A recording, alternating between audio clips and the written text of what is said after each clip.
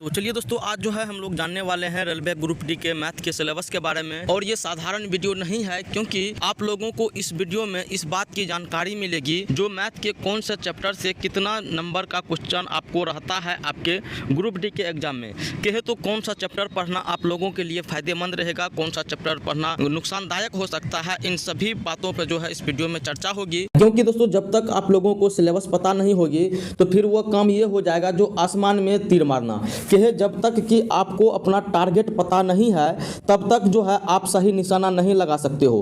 बेशक दोस्तों आप उससे ज़्यादा मेहनत कीजिएगा, लेकिन जब आपको सही टारगेट पता नहीं रहेगा जो कहाँ पे हमको हिट करना है, तो फिर आप उससे ज़्यादा मेहनत करने के बावजूद भी सफलता आपको नहीं मिलती है। लेकिन जब आपको एक टारगेट पता होता है जो हमको इस चीज़ पे जो है इस पॉइंट पे हमको हिट करना है, तो आप कम मेहनत पर भी जो है उस टारगेट को अचीव कर पाते हो और उसको जो है हिट कर पाते हो। और आरआरसी ग्रुप डी की तैयारी शुरू करने से पहले जो है ना आप लोगों को उसका सिलेबस को जानना अति आवश्यक हो जाता है, बहुत ज़रूरी हो जाता है। क्योंकि दोस्तों आरआरबी ग्रुप डी का सिलेबस आपको अपनी पढ़ाई को जो है बहुत सीमित कर देता है, बहुत हद तक जो है छोटा कर देता है। जो हम अंधेरे में तीर मारते रहते हैं उसको जो है कम कर देता है। हमें एक टारगेट दे दिया जाता है जो भाई तुम इसको ही हिट करना है।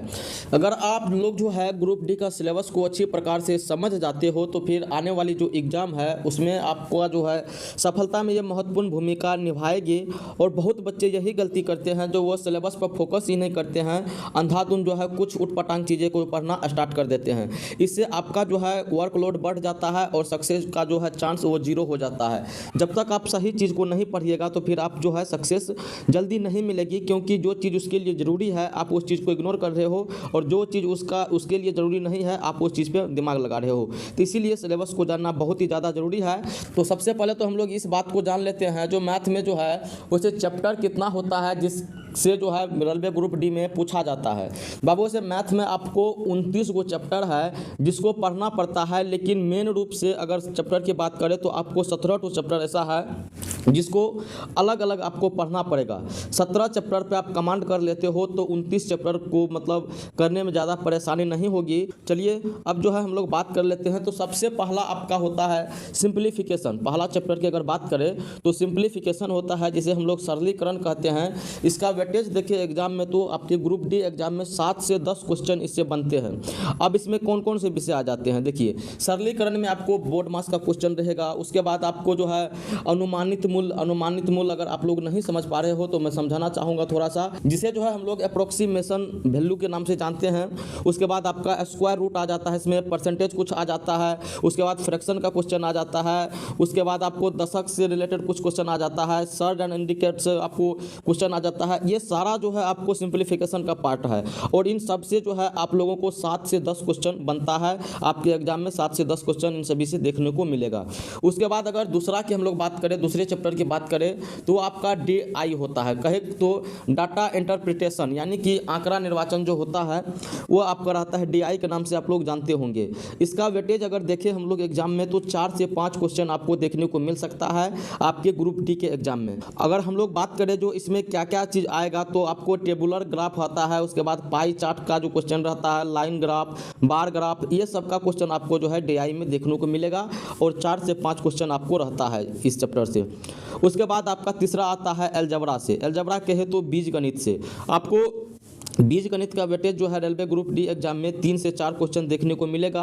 और इसमें तो सबसे पहला क्वेश्चन आपका रहता है आइडेंटिफाई करना, यानी कि पहचान करना। आप लोग अगर क्वेश्चन बनाते होंगे तो पता होगा जो पहचान कैसे किया जाता है अलजेब्रा में, किस क्वेश्चन में बोला जाता है पहचान करने के लिए। उसके बाद अगर बात करें तो आपको जो है इसमें एक टाइप का क्वेश्चन और रह सकता है जो लीनियर इक्वेशन से आपको क्वेश्चन रहेगा। उसके बाद linear equation in variable value. उसके बाद आपको जो है क्वेश्चन बहुपद से कहे तो पोलिनोमियल से आपको क्वेश्चन रहेगा। यूनिट डिजिट आप लोग बनाते होंगे, यूनिट डिजिट से आपको क्वेश्चन रहेगा। उसके बाद जो है आप लोगों का क्वाड्रिक समीकरण जो होता है, क्वाड्रिक इक्वेशन जो होता है, इन सबसे जो है क्वेश्चन आपको इसी में रहेगा, और 3 से 4 क्वेश्चन बनता है। उसके बाद जो है चौथा पॉइंट जो आप लोगों का आता है वो आपको परसेंटेज होता है, यानी कि प्रतिशत होता है। इसका वेटेज देखिए अगर ग्रुप डी की एग्जाम में तो 2 से 3 क्वेश्चन आपको देखने को मिल सकता है, और इसमें आपको वही परसेंटेज में गणना सब का जो क्वेश्चन आपको रहता है ज़्यादातर उसमें देखने को मिलेगा। उसके बाद जो है आपका 5वां जो है नंबर सिस्टम भी बहुत बड़ा चैप्टर है, लेकिन इसका वेटेज अगर ग्रुप डी के एग्जाम में देखें तो ये आपको 2 से 3 क्वेश्चन जो है इसमें देखने को मिल सकता है। अब इसमें जानते हैं हम लोग जो नंबर सिस्टम में क्या क्या आएगा। तो नंबर सिस्टम में आपको एलसीएम, एचसीएफ ये सब आ जाता है। उसके बाद जो है आपको डिवीजन एंड रिमाइंडर आ जाता है, इंटीग्रल्स आ जाता है। इसी टाइप में जो है क्वेश्चन आप लोगों को देखने को इसमें मिल सकता है। उसके बाद जो है आपको integrals and rational and radical number जो होता है, इस सब से जो है क्वेश्चन आपको इसी में देखने को मिलेगा, किसमें, नंबर सिस्टम में। उसके बाद जो है 6 पॉइंट की अगर बात करें हम लोग, 6 चैप्टर का बात करें, वो आपका एवरेज होता है, कहे तो औसत होता है। इसका वेटेज जो एग्जाम में होता है आपके ग्रुप डी के एग्जाम में 1 से 2 क्वेश्चन आपको देखने को मिल सकता है एवरेज से। और इसमें अगर बात करें तो किस टाइप का क्वेश्चन रहता है, तो आपको जो है वेट का एवरेज निकालने के लिए दे दिया जाएगा, वजन वाला। उसके बाद आपको हाइट का, एज का दे देगा, आयु निकालने वाला। उसके बाद मार्क्स जो होता है, मार्क कैलकुलेट करने के लिए वो दे देगा। उसके बाद जो है 7वां अगर पॉइंट की बात करें तो 7वां पॉइंट आपका अनुपात और समानुपात है। इसका अगर वेटेज की बात करें हम लोग तो इसका वेटेज आपको जो है 1 से 2 क्वेश्चन आपके एग्जाम में देखने को मिलेगा अनुपात और समानुपात से। कहे तो रेशियो एंड प्रोपोर्शनल से जो है आपको 1 से 2 क्वेश्चन रहता है, जिसमें आपको सिंपल रेशियो, कंपाउंड रेशियो, उसके बाद डायरेक्ट एंड इनडायरेक्ट आपको रेशियो पूछ देगा, कंपोनेंडो या डिपेंडेंडो आप लोग जानते होंगे, ये से क्वेश्चन आपको रहेगा। उसके बाद जो है आप लोगों को ये चौथा अनुपातिक जो होता है, चौथा अनुपातिक अगर इंग्लिश में इसको बोले तो 4th प्रोफेशनल, उसके बाद आपको तीसरा अनुपातिक, 3rd प्रोफेशनल, ये सब टॉपिक बहुत ही छोटा छोटा टॉपिक है, लेकिन आपके एग्जाम में पूछता है। उसके बाद जो है आपको एज वाला क्वेश्चन जो है आपको इसमें देखने को मिल सकता है। उसके बाद आपको जो है माध्य अनुपातिक का जो है क्वेश्चन इसमें देखने को मिल जाएगा। उसके बाद अगर 8वां चैप्टर की बात करें हम लोग तो 8वां चैप्टर आपका है मिक्सचर एंड प्रॉब्लम। मिक्सचर बनाते होंगे, मिक्सचर और एलिगेशन, तो जिसको मिक्सचर प्रॉब्लम के नाम से जाना जाता है। अगर इसका वेटेज की बात करें हम लोग तो इसका वेटेज आपके एग्जाम में 1 से 2 क्वेश्चन जरूर रहता है। इसमें जो है आप लोगों को क्वेश्चन 2 या 2 से अधिक इकाई या 2 या 2 से वस्तु, कोई भी चीज़ को जो है मिलाने के बेस पर आपको क्वेश्चन रहेगा, या तो मिश्रण बनाने के लिए भी आपको क्वेश्चन इसमें रहेगा। उसके बाद अगर मेंसुरेशन की बात करें, क्षेत्रमिति का, ये आपका 9वां चैप्टर हुआ मेंसुरेशन का। इसमें से आपको जो है 2 से 3 क्वेश्चन देखने को जरूर मिलता है। और इसमें अगर क्वेश्चन की बात करें जो किस प्रकार से क्वेश्चन रहता है, तो इसमें आपको स्क्वायर का, आयत का, सर्कल का, अर्ध सर्किल का, त्रिभुज का, ये सब का जो है मतलब क्वेश्चन इसमें देखने को मिलेगा। उसके बाद टाइम एंड वर्क आता है, ये आपका 10वां चैप्टर है, टाइम एंड वर्क, समय और कार्य, ठीक है। इससे जो है आप लोगों को क्वेश्चन 1 से 2 क्वेश्चन आपको देखने को जरूर ही मिलता है। इसमें आपको जो है अगर बात करें जो किस टाइप में क्वेश्चन रहता है, तो सबसे पहले तो आपको क्वेश्चन ये रह सकता है जो कार्य क्षमता निकालने के लिए, यानी कि वर्क एफिशिएंसी जो होता है निकालने के लिए वो क्वेश्चन रहेगा।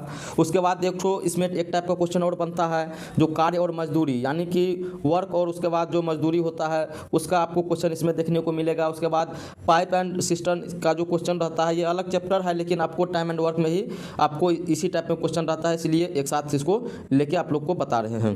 11वां चैप्टर आपका जो होता है टाइम, स्पीड एंड डिस्टेंस का होता है। अगर इसका वेटेज की बात करें एग्जाम में, आपकी ग्रुप डी का एग्जाम में, इससे आपको 2 से 3 क्वेश्चन देखने को मिलता है। इसमें अगर आप बात करें जो किस टाइप में इसका क्वेश्चन रहता है, तो क्वेश्चन बाबू बहुत ही आसान इसमें पूछा जाता है। जैसे कि आपको आंशिक गति हो गया, आंशिक गति आप क्या होता है, तो पार्टीशियन स्पीड जो होता है, उसके बाद सापेक्ष गति, रिलेटिव स्पीड इसको बोला जाता है। उसके बाद एवरेज मोशन, नाव और नदी, उसके बाद आपको ट्रेन से संबंधित जो क्वेश्चन सब बनता है आपको इसी में रहता है, ठीक है। उसके बाद अगर 12वां चैप्टर की हम लोग बात करें तो 12वां चैप्टर आपका होता है इंटरेस्ट के लिए, यानी कि ब्याज के लिए। तो इसमें आपको कौन सा क्वेश्चन रहेगा, इसमें क्वेश्चन आपका एसआई से रह सकता है, उसके बाद सीआई से रहेगा। उसके बाद एसआई और सीआई पर जो मतलब एक क्वेश्चन देखे होंगे जो एसआई और सीआई दोनों को लेके बनाया जाता है, तो वही सब क्वेश्चन आपको इसमें देखने को मिलेगा।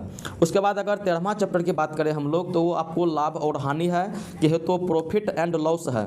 अगर वीडियो पसंद आ रही है आप लोग को तो वीडियो को लाइक जरूर कर दीजिएगा, आप लोग लाइक नहीं करते हैं। और इस वीडियो का टारगेट है आपको 100 लाइक का। अगर ये 100 लाइक कंप्लीट हो जाती है तो आप लोग को बताया जाएगा जो मात्र 30 रोज के अंदर जो है आप किस प्रकार से मैथ की तैयारी कर सकते हो। अगर लाभ और हानि की वेटेज की बात करें आपके ग्रुप डी के एग्जाम में, तो इससे आपको 2 से 3 क्वेश्चन देखने को मिलता है। इसमें साधारणतः क्वेश्चन यही रहता है, लेन देन से संबंधित क्वेश्चन आपको रहेगा। उसके बाद देखते होंगे क्वेश्चन लगातार बिक्री कराते जाता है, कहने का मतलब कोई सामान ये खरीद के लाया, वही किसी और को बेच दिया, वही सामान किसी और को बेच दिया, इस टाइप में जो क्वेश्चन रहता है आपको इसमें देखने को मिलेगा। उसके बाद अगर बात करें तो इसमें आपको पार्टनरशिप से भी क्वेश्चन लाभ और हानि में रहता है। उसके बाद आपको छूट से यानी कि डिस्काउंट, और उसके बाद मार्केट प्राइस जो होता है, उसके बाद मिक्सचर प्रॉब्लम जो होता है, ये भी आपको लाभ और हानि में देखने को मिलेगा। उसके बाद अगर 14वां चैप्टर की हम लोग बात करें तो 14वां चैप्टर आपका है नंबर सीरीज का, कहे तो संख्या श्रृंखला का, जिसमें जो क्वेश्चन आपको लगता होगा जो ये रीजनिंग वाला क्वेश्चन है वो आपको मैथ का ही क्वेश्चन है। अगर इसमें वेटेज की बात करें तो 1 से 2 क्वेश्चन आपको देखने को मिलता है इससे, जिसमें आपको श्रृंखला को पूरा करने पे आपको क्वेश्चन रहेगा जो इसको जो है पूरा कीजिए, या तो कोई संख्या इसमें गायब करके दे दिया जाएगा जो वहाँ पे कौन सी संख्या आएगी वो क्वेश्चन आपको देखने को मिल सकता है। उसके बाद आपको ये क्वेश्चन इसमें रह सकता है जो इसमें गलत क्या है उसको ढूंढिए, तो ठीक है। चलिए उसके बाद हम लोग अगर 15वां चैप्टर की बात करें तो 15वां चैप्टर आपका आता है जियोमेट्री का आता है। इसमें आपको क्वेश्चन जो रहेगा त्रिकोण से क्वेश्चन रहेगा, त्रिभुज सबसे। उसके बाद आपको हो जाता है समानता पर मूलभूत समस्या, सेगमेंट, उसके बाद आता है आपका टेंजेंट्स और तारों पर प्रमेय, ये सब क्वेश्चन जो है आपको इसमें देखने को मिलेगा। उसके बाद अगर नेक्स्ट चैप्टर के हम लोग बात करें तो नेक्स्ट चैप्टर आपका होता है त्रिकोणमिति का। त्रिकोणमिति का वेटेज अगर देखें एग्जाम में तो 1 से 2 क्वेश्चन आपको इसमें से देखने को मिल सकता है। अगर सबसे पहले इसमें क्वेश्चन आपको इस प्रकार से भी रहता है जो पहचान करने के लिए आपको दिया जाता है। उसके बाद इसका वर्क का हो गया, उसके बाद हाइट एंड डिस्टेंस हो गया, उसके बाद मैक्सिमा एंड मिनिमा वैल्यू जो होता है निकालने के लिए वो क्वेश्चन आपको इसमें रह सकता है। उसके बाद जो है 17वां चैप्टर और सबसे लास्ट चैप्टर जो है आपका वो प्रोबेबिलिटी का है, यानी कि संभावना का है। इसका वेटेज आपको, इसका भी वेटेज 1 से 2 क्वेश्चन का है जो आपके एग्जाम में रह सकती है। और इसमें आपको जानते ही है जो संभावना पे ये क्वेश्चन बनता है जिसका नाम ही संभावना है, तो आपका क्वेश्चन भी वही संभावना पे रहता है। तो दोस्तों ये था आपका मैथ का इम्पोर्टेंट टॉपिक, जो कि जितना भी चैप्टर उसमें था और कौन सा चैप्टर में किस किस टाइप से क्वेश्चन को पूछता है वो सारा का जो है विवरण आपको मैं इस वीडियो में दिया हूँ। अगर इसी प्रकार से आप लोग और किसी सब्जेक्ट का चाहते हैं तो हमें कमेंट कीजिएगा, सारा जानकारी जो है आप लोगों को इस वीडियो के माध्यम से दिया जाएगा। और चैनल को सब्सक्राइब नहीं किए हो तो चैनल को जल्दी से सब्सक्राइब कर लीजिएगा और जाके एक बार चैनल को विजिट कीजिएगा। आपके ग्रुप डी के लिए बहुत सारा मैथ्स की क्लास अपलोड है जो कि इस बार आने की पूरी संभावना है। ऐसा मैं क्यों बोल रहा हूँ, ऐसा इसीलिए बोल रहा हूँ, मैंने वही क्वेश्चन को करवाया है जो क्वेश्चन सबसे ज़्यादा बार रिपीट किया हुआ है, जो कि क्वेश्चन बैंक से उठाया हूँ। और अगर ये क्वेश्चन बैंक आप लोगों को चाहिए तो डिस्क्रिप्शन में मैं उसका लिंक दे दूंगा, तो आप लोग एक बार जाके जरूर चेकआउट कर लीजिएगा। क्योंकि जहाँ पर भी आप देखते होंगे आपको यही बोला जाता है जो आप जितना हो सके उतना प्रीवियस ईयर का प्रैक्टिस कीजिए। तो प्रीवियस ईयर का प्रैक्टिस अगर आप अभी करते हैं तो आपको एग्जाम में बहुत ही ज़्यादा हेल्प करेगी। तो चलिए इस वीडियो में यहीं तक रहने देते हैं। थैंक्स फॉर वॉचिंग, धन्यवाद, जय।